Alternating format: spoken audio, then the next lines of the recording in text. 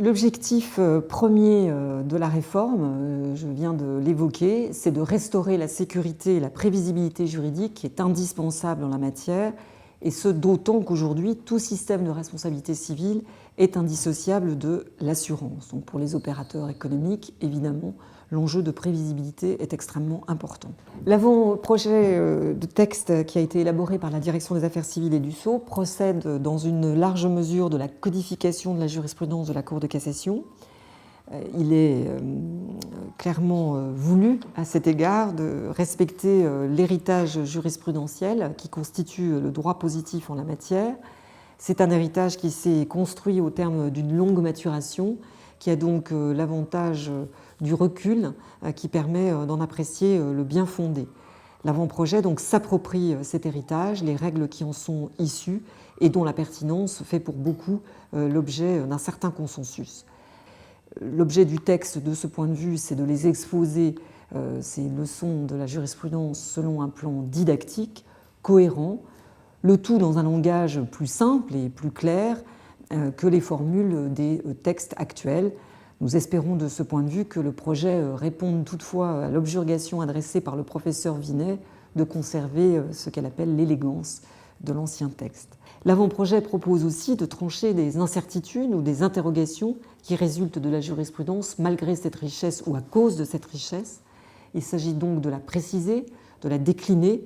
Parfois, il faut l'assumer, d'en prendre le contre-pied lorsqu'elle paraît inéquitable. L'avant-projet propose ainsi de revenir sur la jurisprudence selon laquelle la faute de la victime réduit son droit à indemnisation, même lorsqu'elle est privée de discernement. On voit à cet exemple que la consultation permettra l'expression des diverses conceptions qui sont à l'œuvre sur les fonctions de la responsabilité civile, réparation, prévention, sanction, dissuasion, sur la hiérarchie des intérêts aussi que ces différentes conceptions portent et qui seront donc nécessairement et légitimement fort débattues. De ce point de vue, l'avant-projet qui est soumis à consultation se fixe clairement comme objectif d'améliorer l'indemnisation des victimes de dommages, notamment corporels.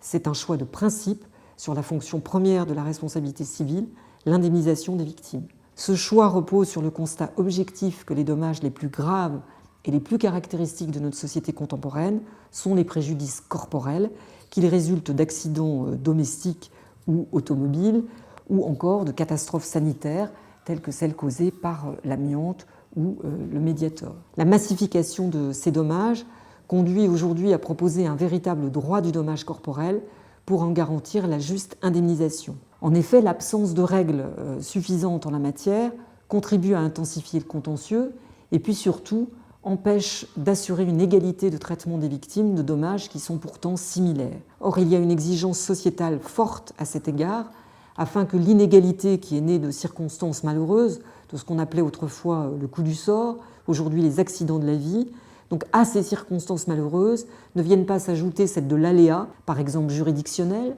avec des différences de jurisprudence entre les ordres, ou même de jurisprudence à l'intérieur d'un même ordre, pour des aspects factuels et qui, par définition, ne peuvent pas être uniformisés par la Cour de cassation, faute de relever du droit pur. Dans ce domaine, l'égalité reste au cœur de la promesse républicaine et peut-être au cœur des passions françaises, comme le relevait l'historien anglais Theodore Zedding.